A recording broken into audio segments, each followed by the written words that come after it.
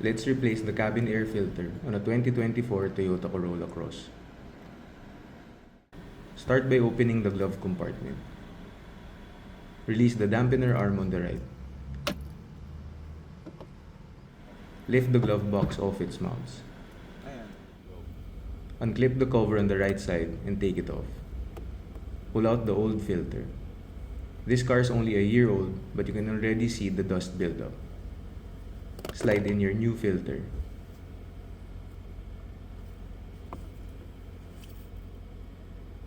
Snap the cover back on. Mount the glove box and reattach the dampener. And that's it. Quick and simple. If you like straight to the point tutorials like this, please consider subscribing. I post content like this every week.